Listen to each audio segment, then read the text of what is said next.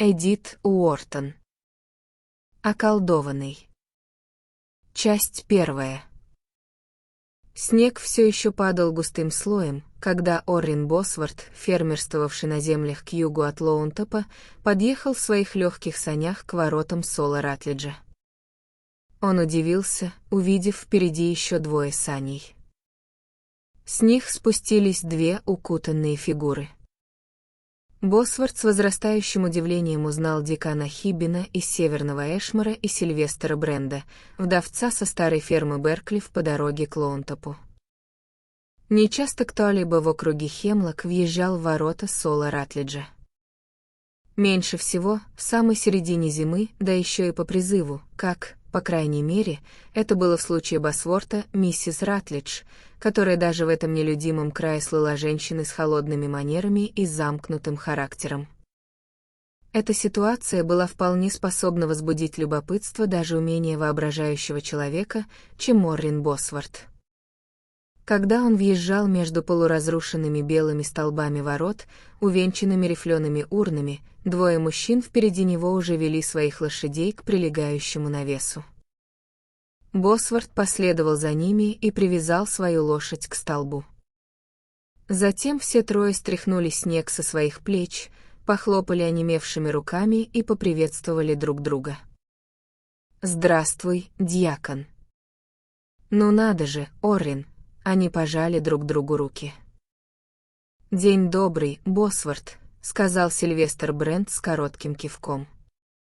Он редко проявлял хоть какую-то сердечность в обращении, и в этот раз все еще был занят уздечкой и попоной своей лошади.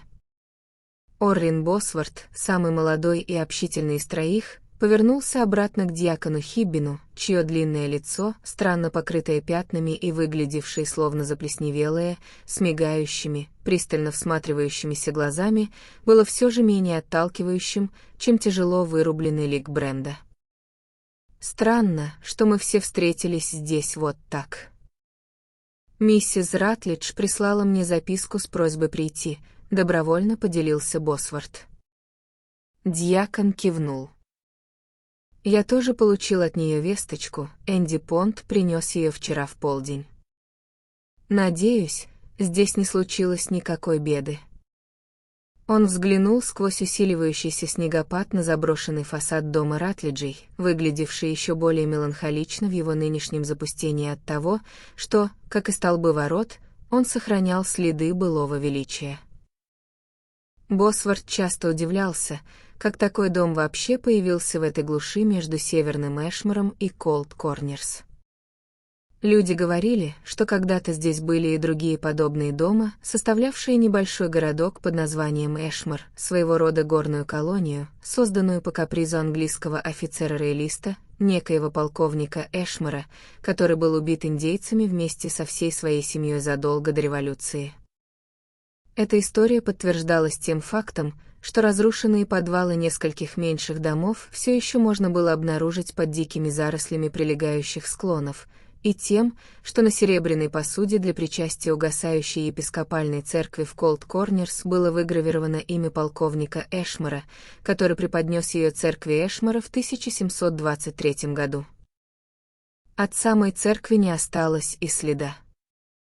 Без сомнения, это было скромное деревянное строение, возведенное на сваях, и пожар, уничтоживший остальные дома до самого основания, превратил ее исключительно в пепел.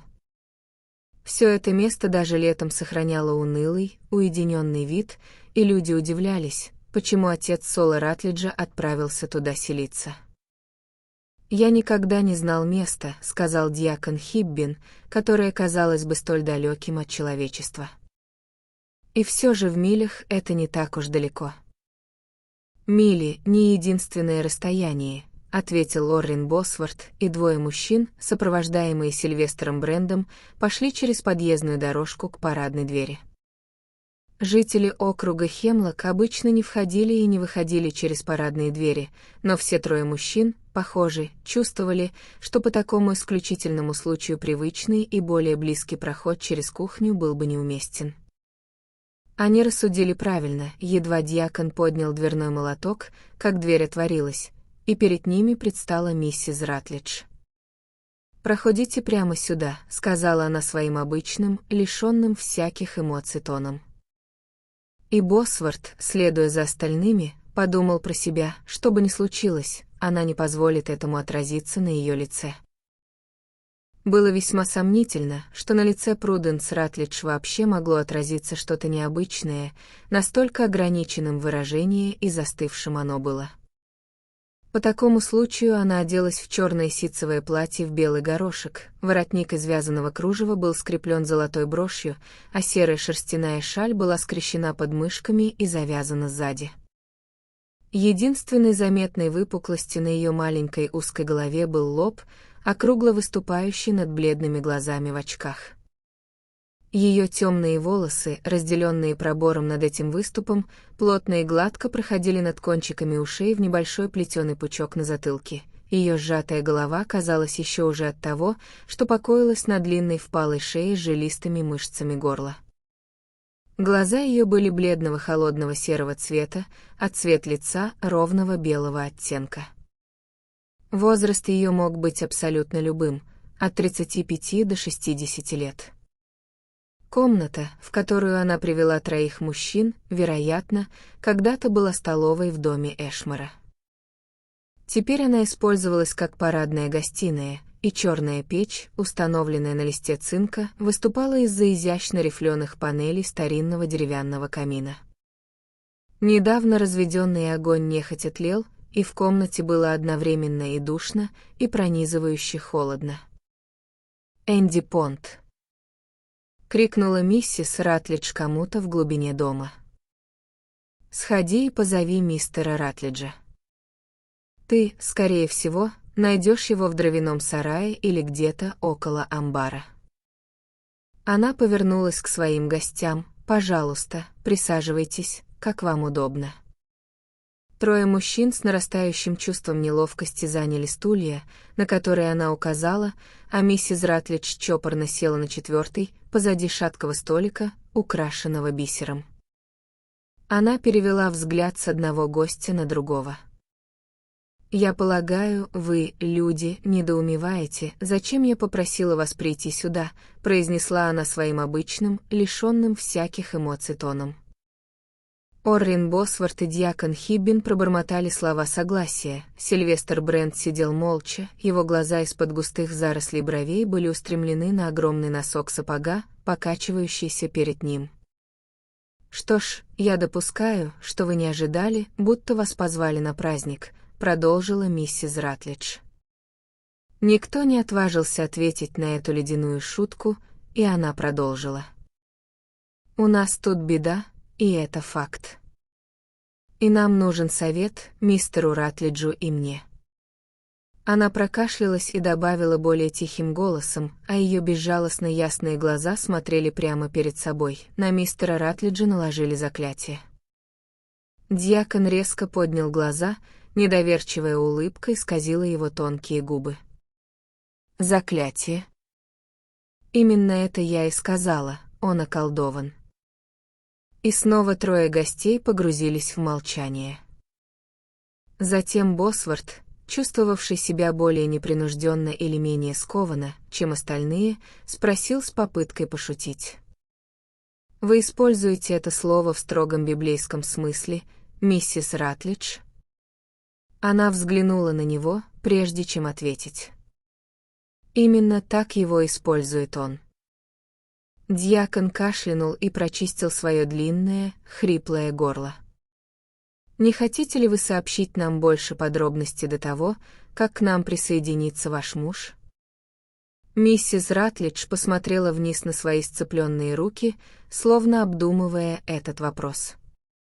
Босворт заметил, что внутренняя складка ее век была того же ровного белого цвета, что и вся остальная кожа, так что, когда она опускала глаза, ее довольно выпуклые глазные яблоки походили на незрячие очи мраморной статуи. Впечатление было неприятным, и он отвел взгляд на надпись над камином, которая гласила: «Душа согрешающая, та умрет». «Нет», — сказала она наконец, — «я подожду». В этот момент Сильвестр Брент внезапно встал и отодвинул свой стул. «Я не знаю», — произнес он своим грубым басом, «есть ли у меня какие-то особые познания в библейских тайнах. К тому же как раз сегодня я должен был поехать в Старкфилд, чтобы провернуть сделку с одним человеком». Миссис Ратлидж подняла одну из своих длинных тонких рук.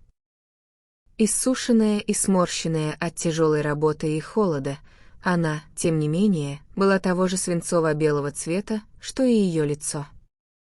«Вас не задержат надолго», — сказала она. «Присядьте, пожалуйста».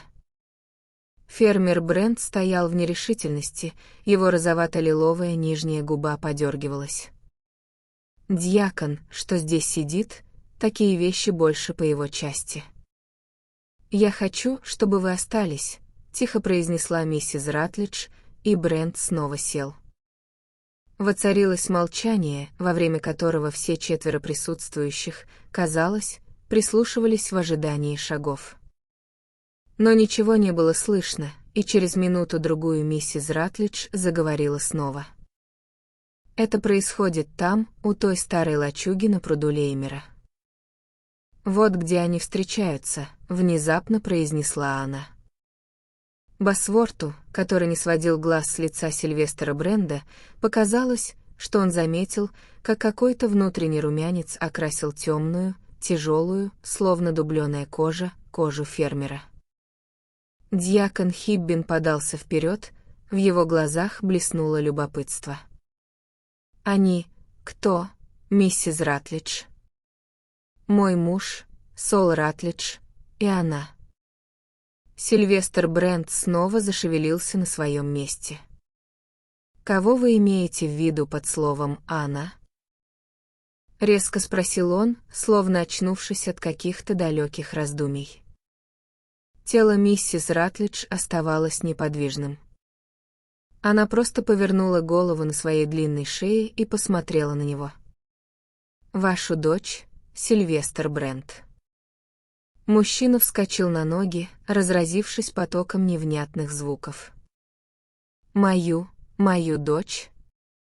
О каком черте вы говорите?» «Мою дочь?» «Это проклятая ложь, это... «Вашу дочь Ору, мистер Брент», — медленно произнесла миссис Ратлидж. Босворт почувствовал, как ледяной пот покатился по его спине. Он инстинктивно отвел взгляд от Бренда, и его глаза остановились на заплесневелом лице дьякона Хиббина. Сквозь темные пятна оно стало таким же белым, как и лицо миссис Ратлидж, а глаза дьякона горели в этой белизне, словно живые угольки среди пепла. Брент усмехнулся.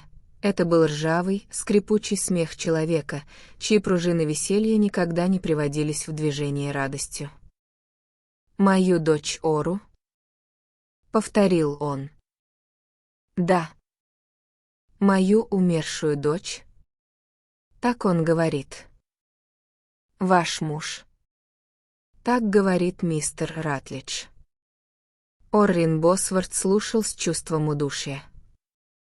Ему казалось, будто во сне он борется с длиннорукими чудовищами. Он больше не мог сдерживаться и снова перевел взгляд на лицо Сильвестра Бренда. К его удивлению, оно вновь приняло естественное, невозмутимое выражение. Брент поднялся на ноги. «Это все?» — презрительно спросил он. «Все.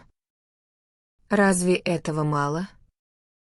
Как давно вы, люди, видели Сола Ратлиджа, хоть кто-нибудь из вас?» Набросилась на них миссис Ратлидж. Босворт, как выяснилось, не видел его почти год. Дьякон столкнулся с ним лишь однажды, буквально на минуту, на почте в Северном Эшморе прошлой осенью, и признал, что выглядел тот уже тогда не слишком хорошо. Брент ничего не сказал, но стоял в нерешительности. «Что ж, если вы подождете минуту, то увидите все собственными глазами. И он скажет вам это собственными словами». Вот ради чего я вас сюда и позвала, чтобы вы сами увидели, что с ним произошло. Тогда вы заговорите по-другому, добавила она, резко повернув голову в сторону Сильвестра Бренда. Дьякон поднял тощую руку, призывая к вопросу. «Знает ли ваш муж, что нас позвали по этому делу, миссис Ратлидж?» Миссис Ратлидж кивнула в знак согласия. Значит, это было с его согласия. Она холодно посмотрела на спрашивающего. «Я полагаю, у него не было выбора», — сказала она. И снова Босворт почувствовал, как холод пробежал по его спине. Он попытался развеять это ощущение, заговорив с наигранной энергией. «Не могли бы вы рассказать нам, миссис Ратлидж, как именно проявляется эта беда, о которой вы говорите, что заставляет вас думать?» Она посмотрела на него какое-то мгновение, затем наклонилась вперед над шатким, украшенным бисером столиком. Тонкая презрительная улыбка сузила ее бесцветные губы. «Я не думаю, я знаю». «Хорошо, но как?» Она наклонилась еще ближе, оперевшись обоими локтями о стол, и ее голос стал тише. «Я видела их». В пепельном свете, пробивавшемся сквозь пелену снега за окнами, маленькие прищуренные глаза Дикона, казалось, испускали красные искры. Его и покойницу. Его и покойницу. Сола Ратлиджа и Ору Брент. Именно так. Стул Сильвестра Бренда с грохотом упал навзничь. Он снова был на ногах, багровый от ярости и изрыгающий проклятие. Это чертовская, порожденная дьяволом ложь. друг Брент», — запротестовал дьякон. «Так, дайте мне уйти отсюда. Я хочу видеть самого Сола Ратлиджа и сказать ему». «Что ж, а вот и он», — произнесла миссис Ратлидж. Внешняя дверь отворилась.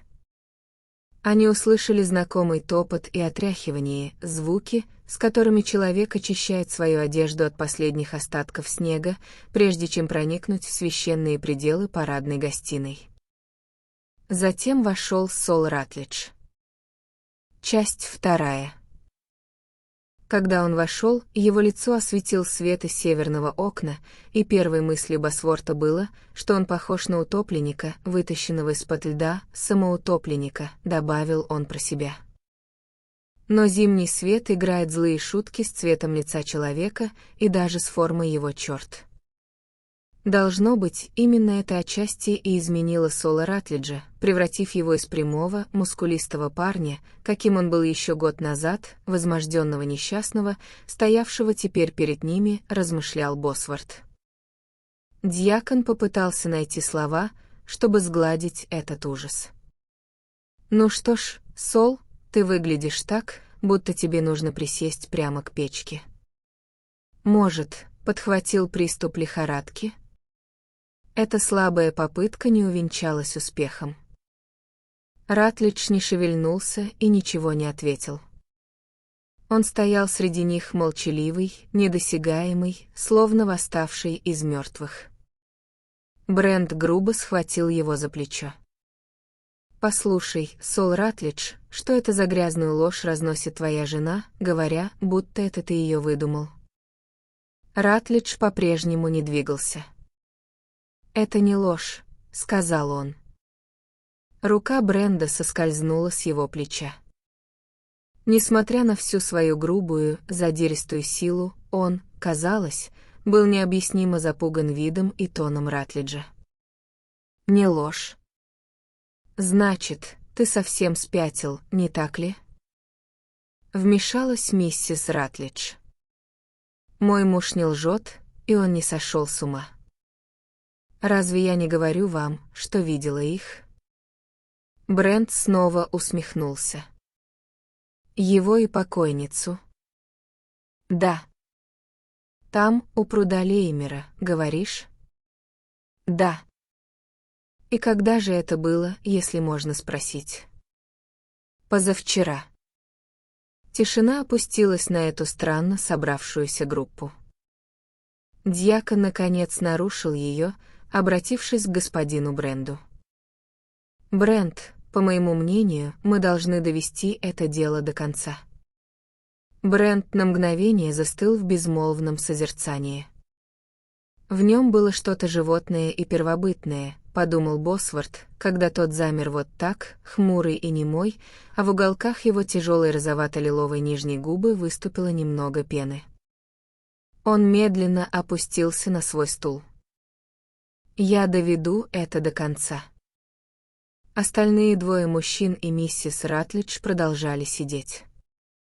Сол Ратлидж стоял перед ними, как подсудимый на скамье подсудимых, или, скорее, как больной перед врачами, которые должны были его исцелить.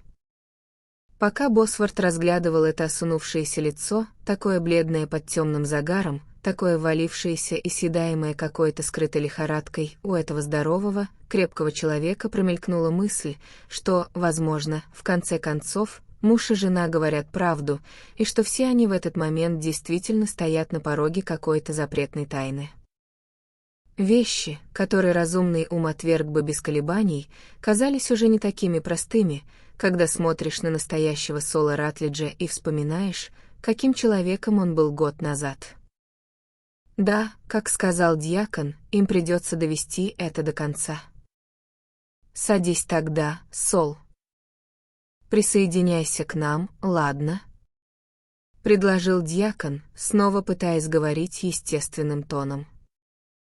Миссис Ратлидж пододвинула стул, и ее муж сел на него.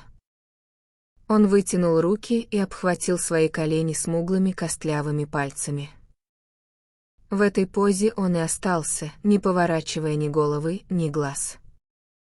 «Что ж, Сол», — продолжил дьякон, — «твоя жена говорит, ты думал, что, может быть, мы могли бы что-то сделать, чтобы помочь тебе пережить эту беду, какая бы она ни была». Серые глаза Ратлиджа слегка расширились. «Нет, я так не думал». Это была ее идея — попробовать сделать все, что возможно. «Я полагаю, однако, раз уж ты согласился на наш приход, ты не возражаешь, если мы зададим несколько вопросов?» Ратлидж помолчал мгновение, затем произнес с видимым усилием. «Нет, я не возражаю». «Что ж, ты слышал, что говорит твоя жена?» Ратлидж сделал едва заметное движение в знак согласия. «И что ты можешь ответить? Как ты объяснишь?» Миссис Ратлидж вмешалась. «Как он может объяснить?» «Я видела их». Наступила тишина. Затем Босворт, стараясь говорить непринужденным, успокаивающим тоном, спросил. «Это правда, Сол?» «Это правда». Брент поднял свою угрюмую голову.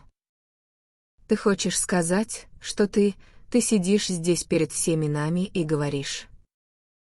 Рука декана снова остановила его. «Постойте, друг Брент. Мы ведь все пытаемся выяснить факты, не так ли?» Он повернулся к Ратлиджу. «Мы слышали, что говорит миссис Ратлидж. Каков твой ответ?» «Не знаю, есть ли тут какой-то ответ. Она застала нас. И ты хочешь сказать мне, что человек, бывший с тобой, был тем, кого ты принял за...» Тонкий голос декана стал еще тоньше. «Ору Брент?» Сол Ратлидж кивнул. «Ты знал, или думал, что знаешь, что встречаешься с мертвой?» Ратлидж снова склонил голову. Снег продолжал падать ровной, непоколебимой пеленой за окном, и Босворту показалось, будто саван спускается с неба, чтобы окутать их всех в общую могилу. «Подумай, что ты говоришь. Это против нашей религии. Ора, бедное дитя, умерла больше года назад. Я видел тебя на ее похоронах, Сол. Как ты можешь делать такое заявление? А что еще ему остается делать? Вмешалась миссис Ратлидж. Наступила еще одна пауза. Босворт исчерпал свои силы, а Брент снова погрузился в мрачные раздумья. Дьякон соединил свои дрожащие кончики пальцев и смочил губы. «Позавчерашний день был первым разом?» — спросил он. Движение головы Ратлиджа было отрицательным. «Не первым». «Тогда когда же?» «Около года назад, я полагаю». «Боже! И ты хочешь сказать нам, что с тех самых пор?» «Что ж, посмотрите на него», — сказала его жена. Трое мужчин опустили глаза. Через мгновение Босворт, пытаясь взять себя в руки, взглянул на Дикона. «Почему бы не попросить Сола сделать собственное заявление, если мы здесь ради этого?» «Это верно», — согласился Дьякон. Он повернулся к Ратлиджу. «Попробуешь ли ты рассказать нам свое представление о том, как все началось?» Снова воцарилось молчание. Затем Ратлидж крепче обхватил свои исхудалые колени, все еще глядя прямо перед собой своим странно ясным, невидящим взором, произнес. «Ну, я думаю, это началось давным-давно, еще до того, как я женился на миссис Ратлидж». Он говорил тихим, механическим тоном, словно какая-то невидимая сила диктовала ему слова или даже произносила их за него. «Вы же знаете», — добавил он, — «Ора и я должны были пожениться». Сильвестр Брент поднял голову. «Пожалуйста, сначала проясни это утверждение», — вставил он. «Я имею в виду, что мы встречались». Но Ора была очень молода. Господин Брент отослал ее отсюда. Ее не было около 3 лет, я думаю. Когда она вернулась, я уже был женат. «Все верно», — сказал Брент, снова впадая в свою поникшую позу. «И после того, как она вернулась, ты встречался с ней снова?» Продолжил Дьякон. «Живой?» — переспросил Ратлидж. Заметная дрожь пробежала по комнате. «Ну, разумеется», — нервно произнес Дьякон. Ратлидж, казалось, задумался. Один раз встретился, только один раз. Вокруг было много других людей. Это было на ярмарке в Колд Корнерс. Ты разговаривал с ней тогда? Только минуту. Что она сказала? Его голос стал тише. Она сказала, что больная знает, что умрет, а когда умрет, то вернется ко мне. И что ты ответил? Ничего. Ты придавал этому какое-то значение в то время? Ну, нет. Пока не услышал, что она умерла, не придавал. После этого я подумал об этом. Должно быть, она повлекла меня. Он смочил губы. Повлекла тебя к тому заброшенному дому у пруда? Ратлидж сделал слабое движение в знак согласия, и Дьякон добавил. Как же ты узнал, что она хотела, чтобы ты пришел именно туда? Она просто повлекла меня. Наступила долгая пауза. Босворт почувствовал на себе и на остальных двоих мужчинах гнетущую тяжесть следующего вопроса, который необходимо было задать. Миссис Ратлидж раз или два открыла и закрыла свои узкие губы, словно выброшенный на берег моллюск, жадно ловящий прилив. Ратлидж ждал. «Ну что ж, Сол, почему бы тебе не продолжить то, что ты нам рассказывал?» Наконец предложил Дьякон. Это все. Больше ничего нет. Дьякон понизил голос. Она просто влечет тебя? Да. Часто. Когда как придется. Но если она всегда влечет тебя именно туда, человек, неужели у тебя нет сил держаться подальше от этого места? Впервые Ратлидж устало повернул голову к спрашивающему. Призрачная улыбка сузила его бесцветные губы. Нет никакого толку. Она ходит за мной по пятам? Снова воцарилось молчание. Что еще они могли спросить здесь и сейчас? Присутствие миссис Ратлидж сдерживало следующий вопрос. Дьякон, казалось, безнадежно размышлял над этим делом. Наконец он заговорил более властным тоном. Это запретные вещи. Ты знаешь это, Сол. Пробовал ли ты молиться? Ратлидж покачал формой головы. Помолишься ли ты с нами сейчас? Ратлидж бросил взгляд леденящего равнодушия на своего духовного наставника. «Если вы, люди, хотите молиться, я не против», — сказал он. Но миссис Ратлидж вмешалась. «Молитва тут не поможет.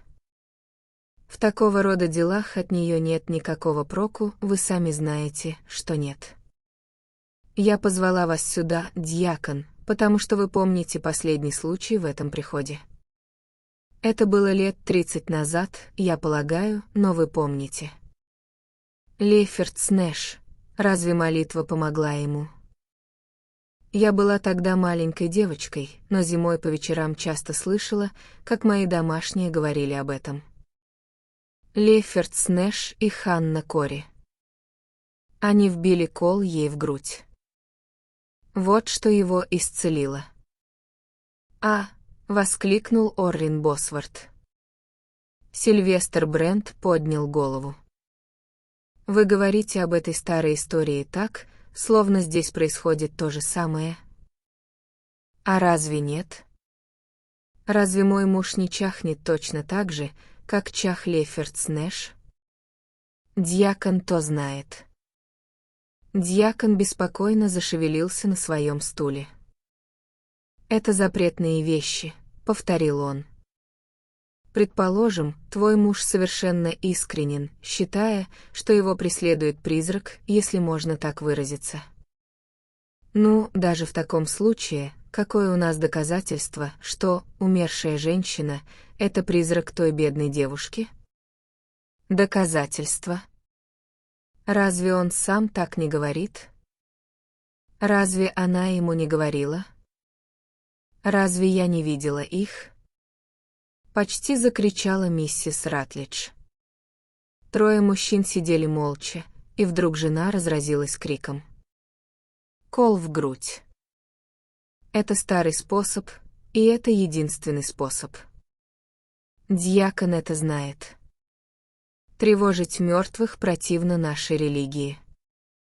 А разве не противно вашей религии позволять живому погибать так, как погибает мой муж? Она вскочила одним из своих резких движений и взяла семейную Библию с этажерки в углу гостиной.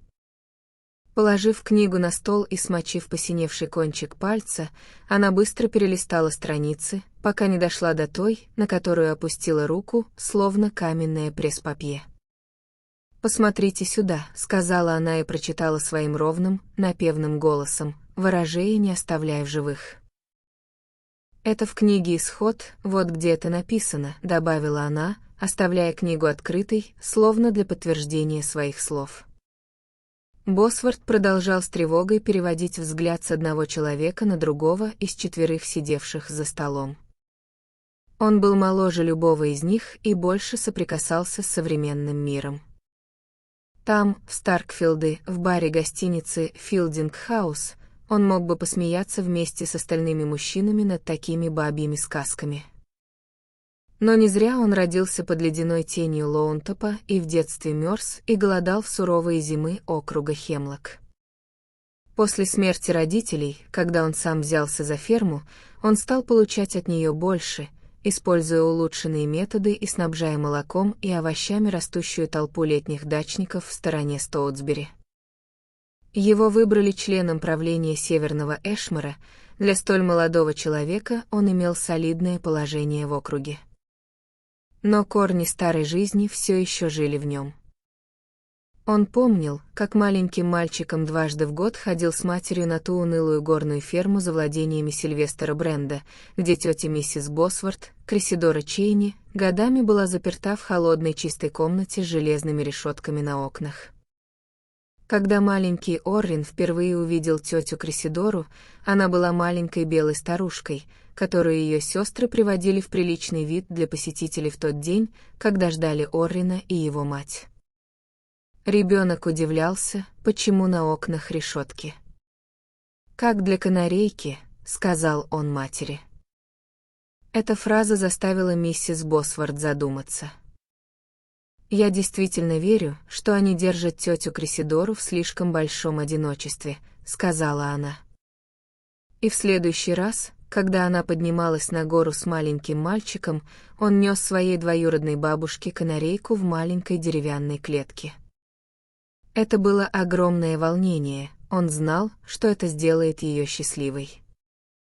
Неподвижное лицо старухи осветилось, когда она увидела птицу, и ее глаза заблестели.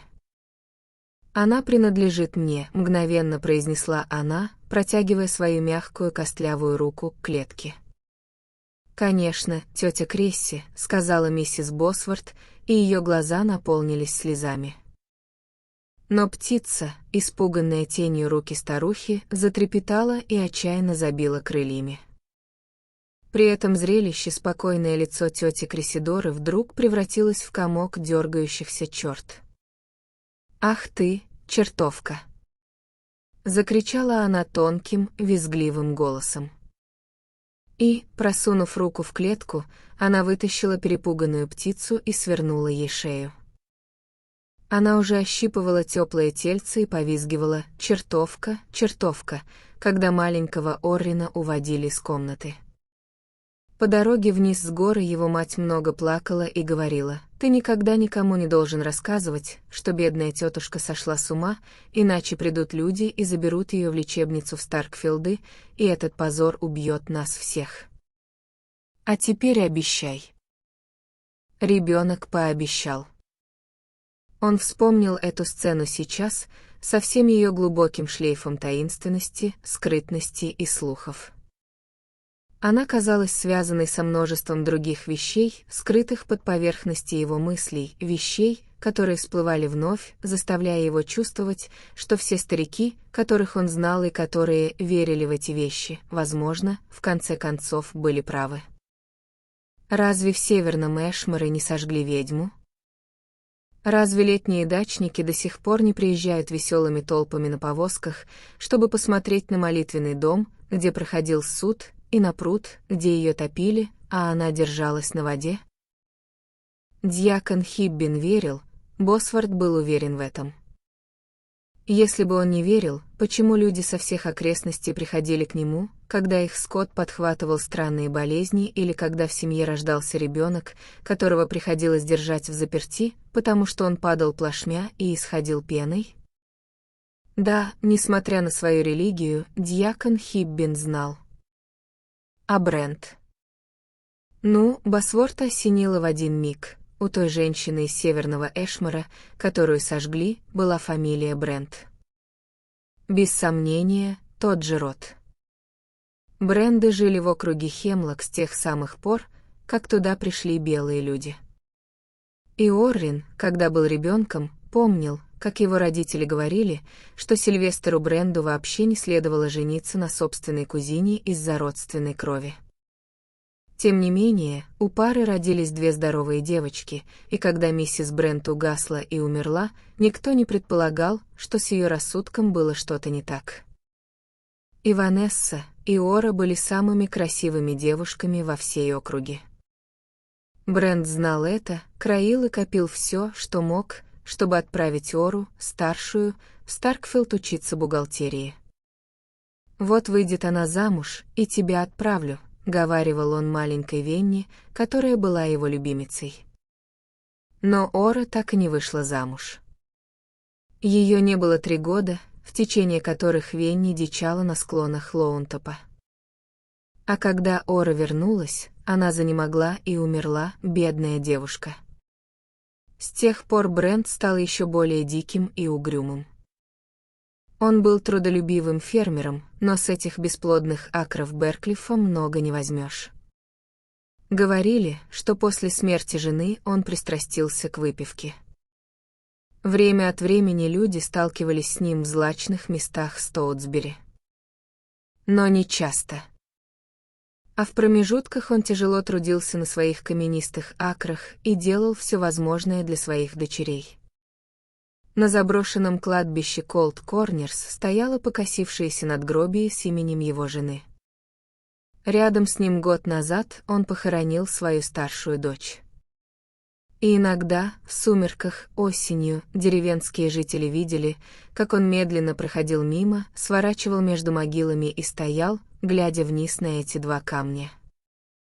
Но он никогда не приносил туда цветов и не сажал кустов, и Венни тоже. Она была слишком дикой и необразованной. Миссис Ратлидж повторила. Это в книге «Исход». 3 посетителей продолжали молчать, нерешительно вертя в руках свои шляпы. Ратлидж сидел лицом к ним все с тем же пустым, прозрачным взглядом, который пугал Босворта. Что же он видел? Неужели ни у кого из вас, люди, нет душка? Снова выкрикнула его жена полуистерически. Дьякон Хиббин поднял руку. Так нельзя, миссис Ратлидж. Это вопрос не душка. Что нам нужно прежде всего, так это доказательства. Это верно, сказал Босворт с бурным облегчением, словно эти слова сняли с его груди что-то черное и притаившееся. Глаза обоих мужчин невольно обратились к Бренду. Он стоял там, мрачно улыбаясь, но не произносил ни слова. «Разве это не так, Брент?»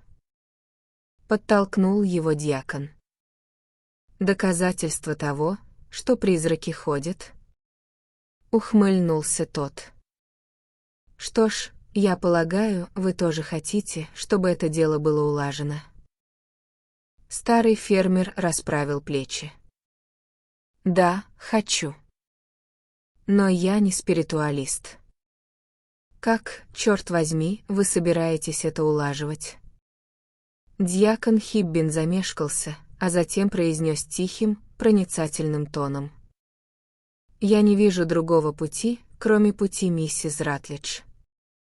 Воцарилось молчание. «Что?» Снова ухмыльнулся Брент. «Шпионить». Голос дьякона стал еще тише. «Если бедная девушка действительно ходит, та, что была твоим ребенком, разве ты не будешь первым, кто захочет, чтобы ее упокоили? Мы все знаем, что такие случаи бывали, таинственные посещения. Может ли хоть кто-то из нас здесь отрицать это?» «Я видела их», — вставила миссис Ратлидж. Наступила еще одна тяжелая пауза. Вдруг Брент устремил свой взгляд на Ратлиджа. «Послушай, Сол Ратлидж, ты должен очистить нас от этой проклятой клеветы, или я узнаю, в чем причина. Ты говоришь, моя умершая девочка приходит к тебе». Он с трудом перевел дыхание, а затем выпалил: «Когда?» «Скажи мне это, и я буду там». Голова Ратлиджа немного опустилась, а его глаза переместились к окну. В основном около заката. «Ты знаешь об этом заранее?» Ратлидж сделал знак согласия. «Ну, тогда, завтра, так ли это будет?» Ратлидж сделал тот же знак. Брент повернулся к двери. «Я буду там». Это было все, что он сказал. Он зашагал прочь, пройдя между ними без единого взгляда или слова. Дьякон Хиббин посмотрел на миссис Ратлидж. «Мы тоже будем там», — сказал он, как будто она просила его об этом. Но она не произнесла ни слова, и Босворт видел, что ее худое тело мелко дрожало. Он был рад, когда они с Хиббином снова оказались на улице среди падающего снега. Часть 3. Они подумали, что Брент хочет остаться один, чтобы дать ему время отвязать лошадь, сделали вид, будто задерживаются в дверях, пока Босворт искал в карманах трубку, которую вовсе не собирался курить. Но Брент повернулся к ним, пока они медлили. «Вы встретите меня завтра у пруда Леймера?» — предложил он. «Мне нужны свидетели. Примерно на закате». Они кивнули в знак согласия, и он сел в свои сани, стегнул лошадь по бокам и уехал под засыпанными снегом цугами. Остальные двое мужчин направились к навесу. «Что вы думаете об этом деле, дьякон?» — спросил Босворт, чтобы нарушить молчание. Дьякон покачал головой. «Этот человек болен, это точно. Что-то начисто высасывает из него жизнь». Но уже здесь, на пронизывающем уличном воздухе, Босворт начинал лучше контролировать себя. «Мне это кажется тяжелым приступом лихорадки, как вы и говорили». «Ну, тогда лихорадки ума. Это его мозг болен». Босворт пожал плечами. «Он не первый в округе Хемлок».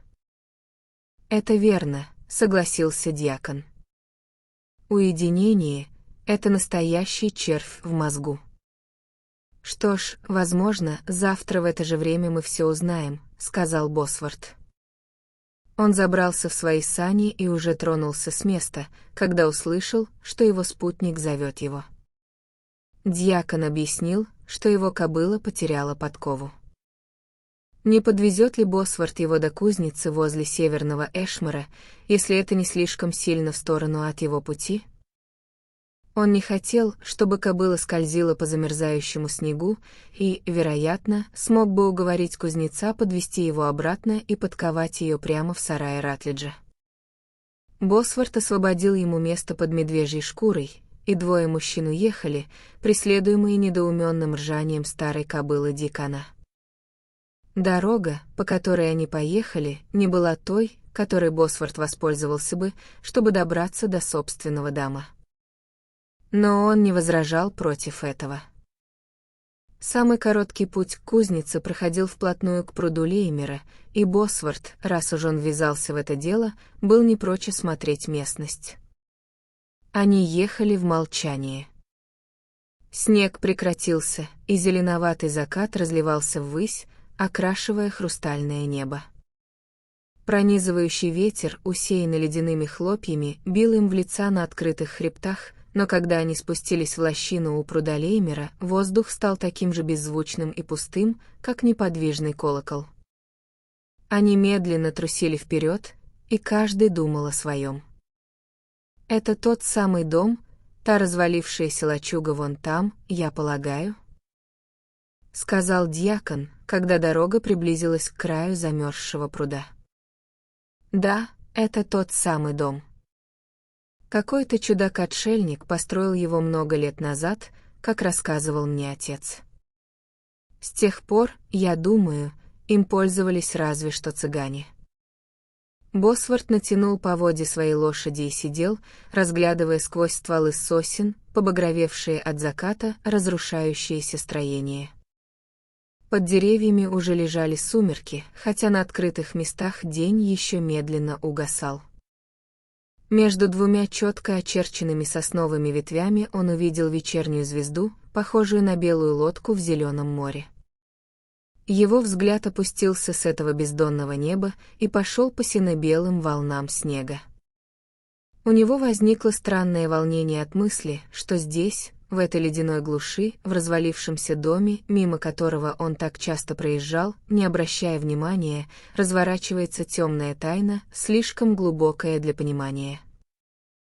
По этому самому склону, идя с кладбища в Колд Корнерс, существо, которое они называли Ора, должно было проходить по направлению к пруду. Его сердце забилось с удушающей силой. Вдруг он воскликнул: «Посмотрите!» Он выскочил из саней, спотыкаясь, побежал по насыпи к снежному склону. На нем, в направлении дома у пруда, он обнаружил женские следы. 2, затем 3, затем еще больше. Дьякон выбрался вслед за ним, и они стояли и пристально смотрели на них. «Боже, босиком!» — ахнул Хиббин. «Значит, это действительно мертвая». Босворт ничего не сказал. Но он знал, что ни одна живая женщина не станет путешествовать с голыми ногами по этой леденящей пустыне. Вот оно, доказательство, о котором просил дьякон, теперь оно было у них в руках. Что же им с ним делать? Предположим, мы подъедем ближе, за поворот пруда, пока не окажемся совсем рядом с домом, предложил дьякон бесцветным голосом. Может быть, тогда. Отсрочка принесла облегчение. Они сели в сани и поехали дальше. Через 2-3 сотни ярдов дорога, представлявшая собой всего лишь узкую тропу между крутыми кустистыми берегами, резко повернула направо, следуя изгибу пруда. Обогнув поворот, они увидели впереди сани Бренда. Они были пусты, а лошадь привязана к стволу дерева. Мужчины снова переглянулись. Это был далеко не самый ближний путь Бренда к дому. Очевидно, им двигал тот же самый порыв, который заставил их натянуть поводья у края пруда, а затем поспешить к заброшенной лачуге. Неужели он тоже обнаружил эти призрачные следы? Возможно, именно по этой причине он оставил свои сани и скрылся в направлении дома. Босворт почувствовал, что его начинает мелко бить дрожь под медвежьей шкурой. «Видит Бог, лучше бы темнота не наступала так быстро», — пробормотал он. Он привязал свою лошадь рядом с лошадью Бренда, и без единого слова они с дьяконом побрели по глубокому снегу, ступая след в след под отпечатком огромных ног Бренда. Им оставалось пройти всего несколько ярдов, чтобы нагнать его. Он не слышал, как они шли за ним, и когда Босворт окликнул его по имени, он резко остановился и повернулся. Его тяжелое лицо было смутным и неясным, словно более темное пятно в сумерках. Он посмотрел на них тупо, но без удивления. «Я хотел посмотреть на это место», — только и сказал он. Дьякон прочистил горло. «Просто взглянуть, да». Мы так и думали. Но я полагаю, смотреть там будет ни на что, он попытался усмехнуться. Другой, казалось, не слышал его, а упрямо шел вперед сквозь сосны. 3 мужчин вместе вышли на расчищенный пятачок перед домом. Когда они выбрались из-под деревьев, им показалось, будто они оставили ночь позади. Вечерняя звезда изливала сияние на безупречно чистый снег, и Брент в этом светлом круге резко остановился. Он указал на те же самые легкие следы, ведущие к дому, отпечатки ног женщины на снегу. Он стоял неподвижно, его лицо подергивалось. «Голые ноги», — сказал он. Дьякон пискнул дрожащим голосом. «Ноги мертвеца». Брент оставался неподвижным. «Ноги мертвеца», — повторил он эхом. Дьякон Хиббин положил испуганную руку ему на плечо. «Уходи отсюда, Брент. Ради любви к Богу, уходи». Отец замер там, глядя вниз на эти легкие следы на снегу. Они казались легкими, как лисьи или беличьи тропы на этой белой безмерности. Босворт подумал про себя, живой человек не мог бы ходить так легко, даже Ора Брент не смогла бы, когда была жива. Холод, казалось, проник в самый его костный мозг. Его зубы стучали.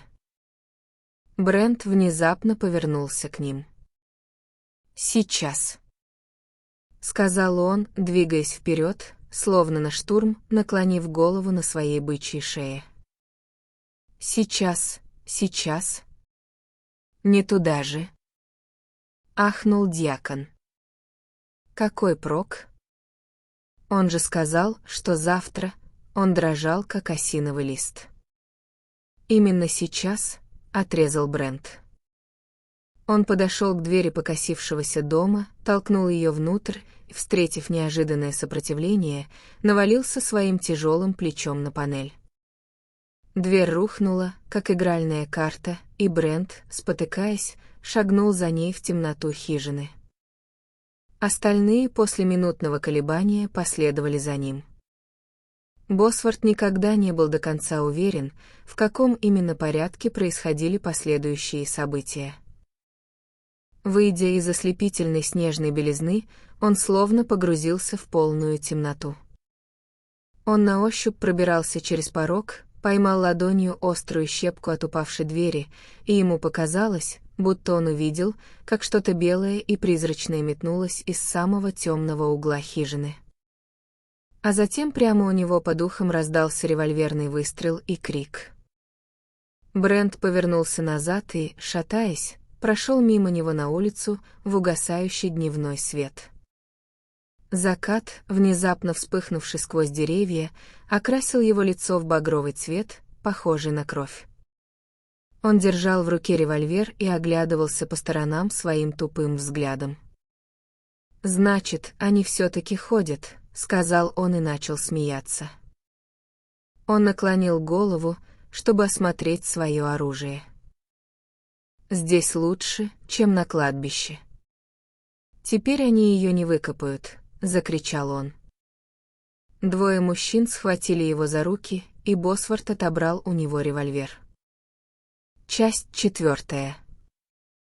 На следующий день сестра Босворта Лоретта, которая вела у него хозяйство, спросила его, когда он пришел на полуденный обед, слышал ли он новости.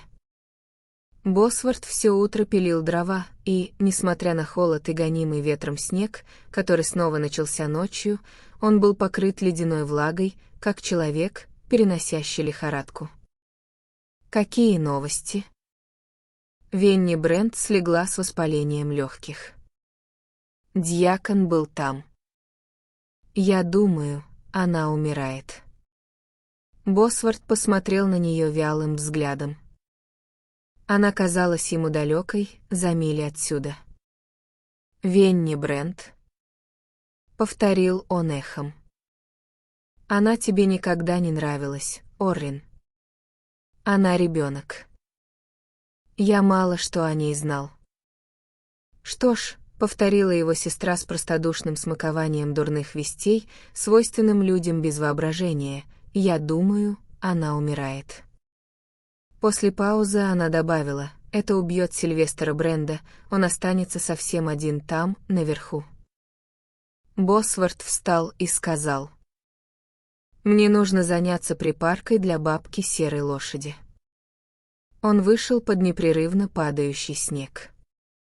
Венни Брент похоронили 3 дня спустя. Дьякон читал службу, Босворт был одним из тех, кто нес гроб. Собралась вся округа, так как снег прекратился, а в любое время года похороны давали возможность для выхода в свет, которую нельзя было упустить. К тому же Венни Брент была молода и красива, по крайней мере, некоторые считали ее красивой, хотя она была такой смуглой, и ее смерть, столь внезапная, обладала притягательностью трагедии. Говорят, ее легкие сразу заполнились жидкостью. Похоже, у нее и раньше были проблемы с бронхами. Я всегда говорил, что обе эти девочки были хрупкими. Посмотрите на Ору, как она взяла и угасла.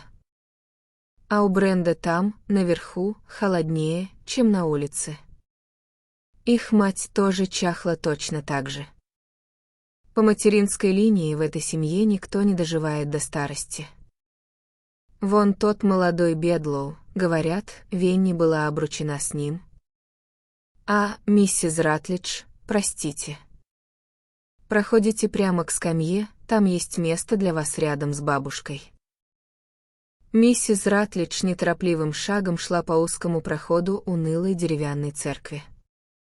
На ней был ее лучший капор, монументальное сооружение, которого никто не видел вынутым из ее сундука со времен похорон старой миссис Силси 3 года назад.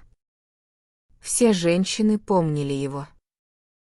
Под этой перпендикулярной грудой ее узкое лицо, покачивающееся на длинной тонкой шее, казалось белее прежнего, но ее обычная раздражительность сменилась подобающим выражением траурной неподвижности. «Выглядит так, будто каменщик высек ее, чтобы поставить на могилу Венни», — подумал Босворт, когда она скользнула мимо него и содрогнулся от собственной могильной фантазии.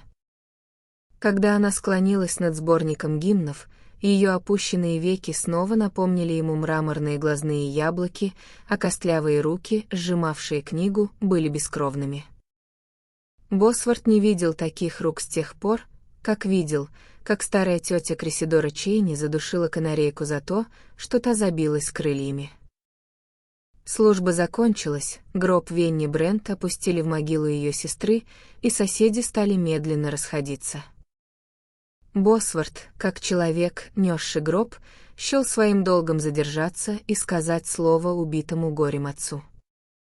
Он подождал, пока Брент отойдет от могилы вместе с дьяконом, шедшим рядом с ним.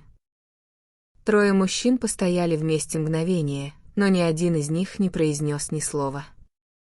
Лицо Бренда было похоже на закрытую дверь склепа, перетянутую морщинами, словно железными полосами. Наконец дьякон взял его за руку и сказал: «Господь дал». Брент кивнул и повернулся к навесу, где были привязаны лошади. Босворт последовал за ним. «Позвольте мне поехать вместе с вами до дома», — предложил он. Брент даже не повернул головы. «Домой». «Какого дома?» — сказал он, и другой отступил назад. Лоретта Босворт разговаривала с другими женщинами, пока мужчины снимали попоны с лошадей и выкатывали сани на глубокий снег. Пока Босворт ждал ее в нескольких футах от них, он видел, как высокий капор миссис Ратлидж возвышался над группой. Энди Понт, батрак Ратлиджей, выкатывал сани. «Соло сегодня здесь нет, миссис Ратлидж, верно?» Пропищал один из деревенских старейшин, поворачивая добродушную старую черепашью голову на свободной шее и мигая, глядя вверх на мраморное лицо миссис Ратлидж. Босворт услышал, как она размеренно отчеканила свой ответ медленными, проницательными словами.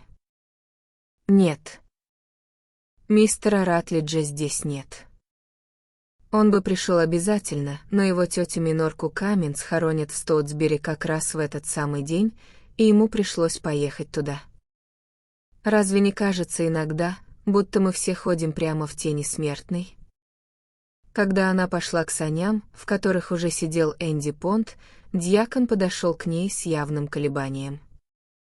Босворт тоже невольно подошел ближе. Он услышал, как дьякон сказал: «Я рад слышать, что Сол может вставать и ходить». Она повернула свою маленькую голову на неподвижной шее и подняла мраморные веки. «Да, я думаю, теперь он будет спать спокойнее». «И она тоже, возможно, раз уж она больше не лежит там одна», добавила она тихим голосом, резко повернув подбородок в сторону свежего черного пятна на кладбищенском снегу. Она села в сани и отчетливо сказала Энди Понду: «Раз уж мы здесь, я, пожалуй, загляну к Хираму Принглу и возьму коробку мыла».